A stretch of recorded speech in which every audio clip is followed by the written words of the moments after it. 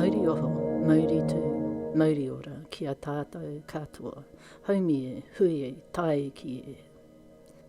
What is Mauri? Mauri is life force. It's one of a series of foundational concepts that underpins mātauranga Māori or Māori place-based knowledge systems. Māori academic Sir Mason Jury describes Mauri as a dynamic force in a network of interacting relationships that connects all things.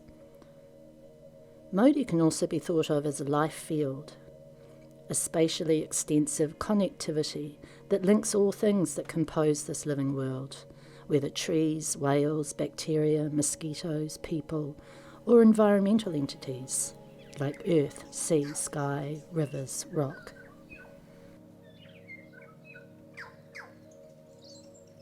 So Mauri is life vitality present in all things, including things that in Western thinking have been considered inanimate or not alive.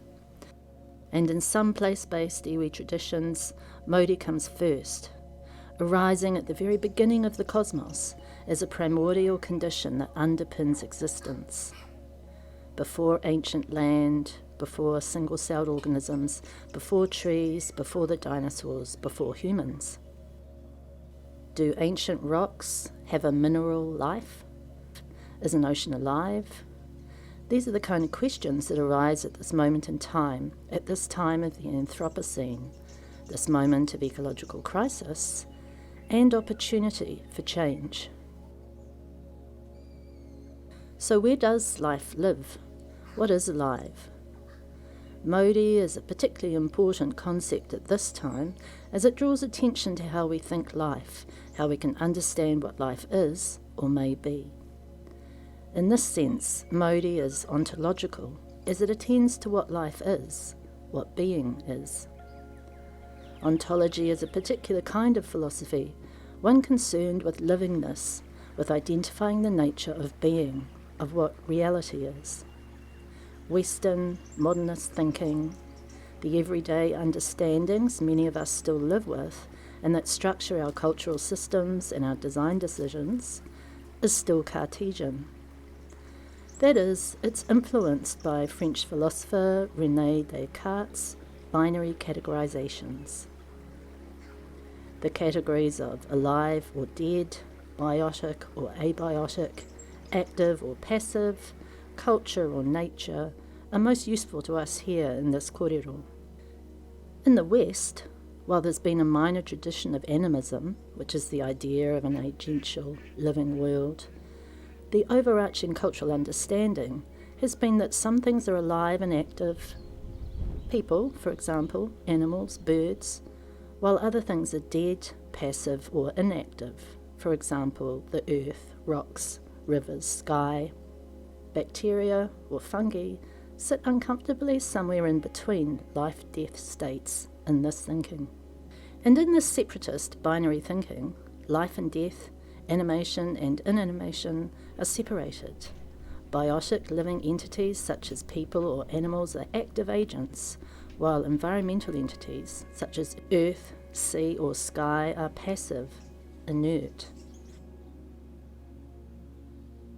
This ontological model, this understanding of life, doesn't work well on a closed-loop planet, which is in a state of constant exchange, of recycling, of new life, of new cells being formed from organic material, and where bodies are returning to the ground and becoming something else, molecules drawn up into a tree to form leaves, or to be respired out as oxygen, all in different rhythms of flux, all in transitions, all becoming other over time through exchange and interconnection.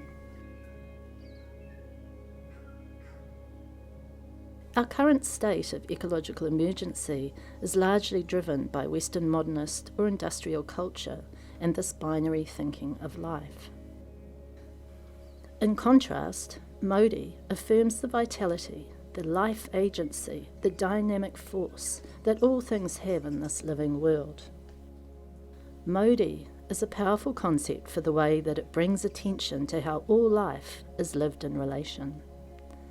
All things in this living world, whether sky, sea, river, rock, bird, tree, person, are inextricably linked, planetary life support system or life web that is in constant interchange, though with differing rhythms of flux or change, dependent on whether it's the deep time of a geological entity or the ephemeral 24-hour life of a mayfly, the 2,000-year life of a Cody tree, a human lifespan, or the ongoing life of an oil-based plastic bottle that degrades to nanoparticles capable of entering, plasticizing our body's cells and potentially brains, pollution at a cellular level. This material is new to this planet. This oil-based plastic hasn't been designed to work within its recycling living systems. Its molecular bonds are too strong. There are no co-evolved microbes currently in place or in sufficient volume to break down those bonds. And so this exogenous material will continue to circulate with a toxic material agency, pooling into the deepest areas of the ocean, raining out of the sky, plasticizing, polluting the Mauri of this living world. While on this living planet, we can only ever live in exchange with the life field. Our very bodies are more than human. We are supra-organisms, incorporating human and non-human microbe symbionts that are integrated and drive key processes in our body. Further, as we eat, we take in earth, bacteria, organic matter, and this becomes the cells of our bodies. As we breathe in, we become the air around us, taking us into our cells. As we breathe out again, we exchange ourselves into the world. Our life, our living or livingness, is interlinked, inseparable from the planetary life system of interacting, intersecting relationships. Life in this context is always plural, always connected and in exchange.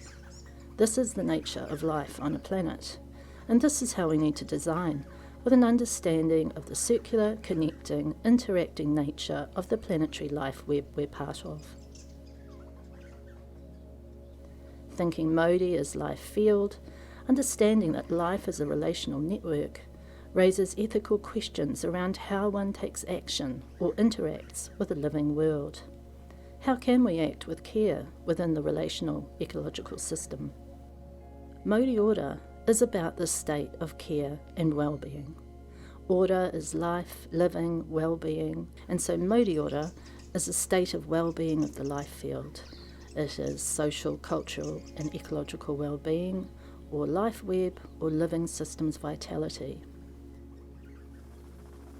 But it is also an exhortation, an ethic, to maintain the vitality of the life field. It is a fundamental principle to act relationally with care for human and more than human well-being. Mauri, life systems vitality, and Mauri Ora, living systems well-being, and similar related concepts are relevant for anyone who wants to live on a planet. We can think of Mauri as an earth-oriented ontology, which is to say it's a way of thinking that acknowledges the realities of planetary living, the interconnectivity of all life as an inextricable web. In the concept of Mauri Ora, there is the intention for that life web to continue and indeed thrive. And other cultures share similar place-based ways of thinking that are relational and ecologically attuned. For example, the South American buen vivir, good life or good living, focuses on social and ecological connection and coexistence. The Japanese ki or Chinese chi acknowledges a vital life force or energy present in all things. And there is an ontological turn currently occurring in Western thinking. This is a turn towards relational ways of thinking that recognise the more than human, a return perhaps to the minor tradition of Western animist thinking that saw life in all things. At this time, when we're developing more ecologically attuned systems, processes, and environments, these ways of thinking are valuable reminders to focus to living systems vitality. Following French philosopher Deleuze, rather than being caught up with our own judgments on these concepts' validity or accuracy, we can focus on what these life web concepts do, how they act in the world, or can provoke actions for a more ecological, regenerative culture. In Aotearoa New Zealand, we can be supporting thinking and acting for Mauri as Mauri or as Te Tiriti partners. We can think, design and act for the well-being of the living systems we're part of. And we can, each of us, from our own place, our own culture, explore different place-based ways of thinking about the inherent vitality, agency and connectivity of planetary life. We can each of us, as planet dwellers, enhance the vitality of the life support systems we are part of and that sustain us. We can all take ethical action for Moriora to protect and enhance the entities that comprise the living world, weather, sky, sea, earth, trees, rivers, birds, or other people. As designers, we can consider the relational flows of the life web we're part of as we design new, ecologically connected architectural and urban systems, considering where materials come from, where they go to, whether they enhance or deplete Mauri or socio-ecological vitality, how our design strategies can bring well-being at urban and building scales, how they can connect people with each other and with local ecosystems. Designing in this way can greatly enrich the vitality of our living environment. This is the opportunity of our time to transition to just regenerative design practices that enhance social, cultural and ecological well-being. Mauri oho, mauri tu, mauri ora, kia tātou katoa, haumi hui, tae ki e.